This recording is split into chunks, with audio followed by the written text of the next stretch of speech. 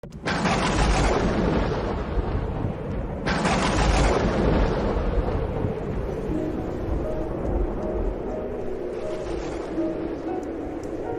ce temps-là, Jésus disait à ses apôtres, « Ne craignez pas les hommes, rien n'est voilé qui ne sera dévoilé, rien n'est caché qui ne sera connu.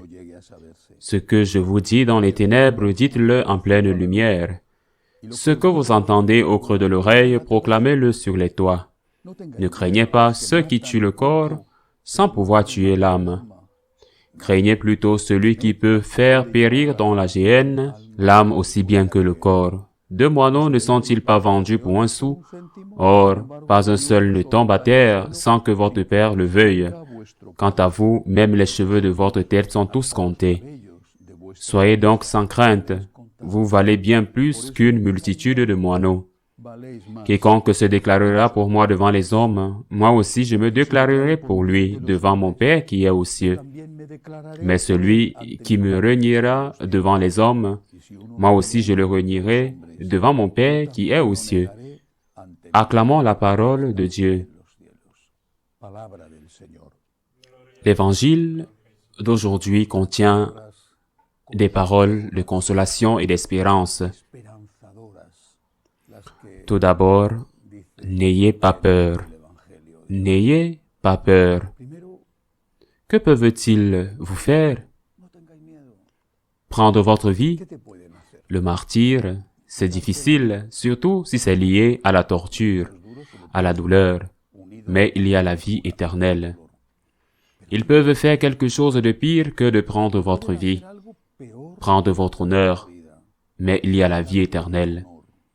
C'est le Seigneur qui l'a dit. Vous serez bénis lorsque vous serez persécutés et calomniés à cause de moi. Réjouissez-vous, soyez dans l'allégresse. Réjouissez-vous parce que votre récompense sera grande dans les cieux. Il y a la vie éternelle, n'ayez pas peur.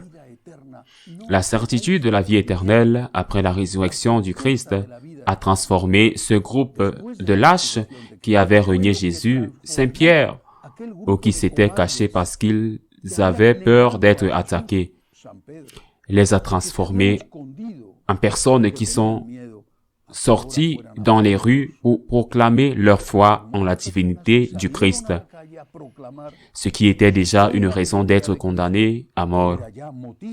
Leur foi en la divinité du Christ, basée sur le fait qu'ils avaient vu le ressuscité, ils n'avaient plus peur.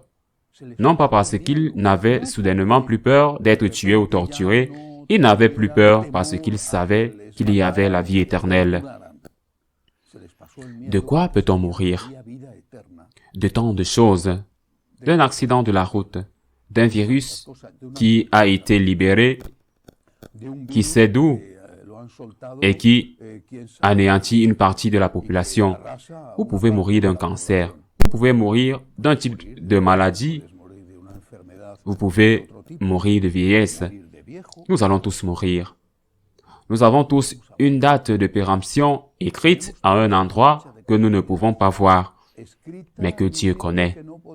Ce dont il s'agit, ce n'est pas de vivre un jour de plus, une année de plus, 10 ans de plus.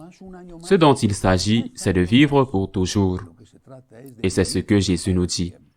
Je me soucie de vous, mais pas parce que je vais vous donner la vie éternelle ici sur terre. Vous n'allez pas mourir, vous n'allez pas vieillir, vous n'allez pas tomber malade, non, mais parce que je vais vous donner la vie éternelle.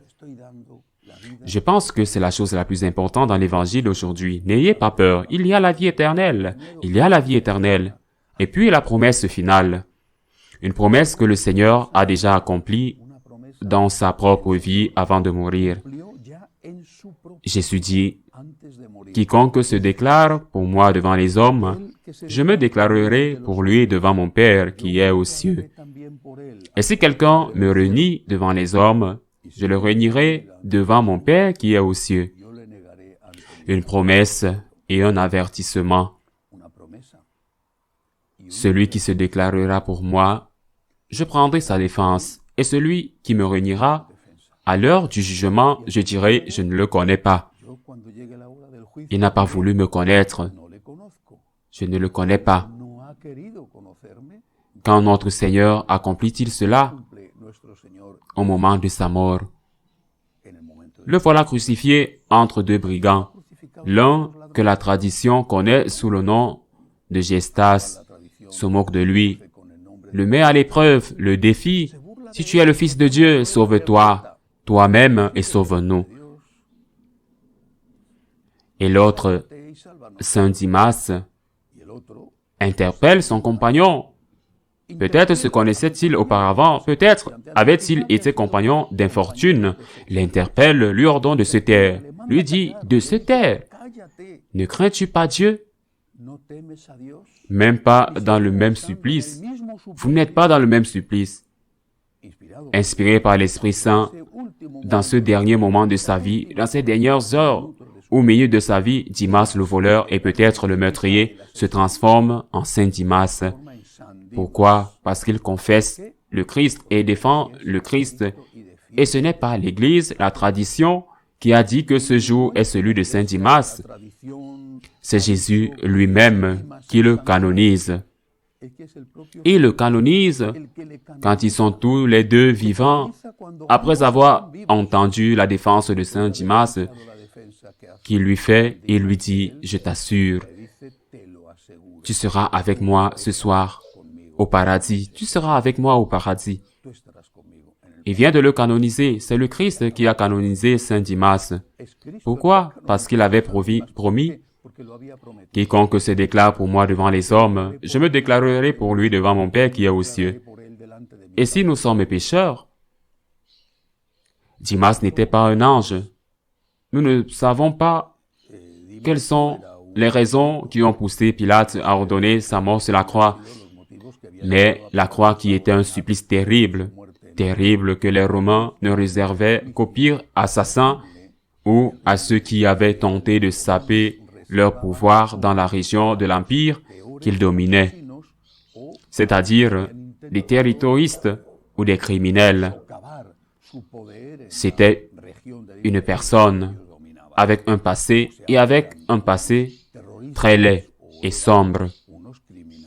Si vous défendez Jésus, si vous êtes avec Jésus, quand il le critique, quand il nie sa divinité, quand certains au sein de l'Église disent que Jésus est démodé, que ses enseignements datent d'une autre époque, que nous devons nous moderniser, que nous devons jeter certains des enseignements du Christ dans le territoire, dans le tiroir de l'oubli.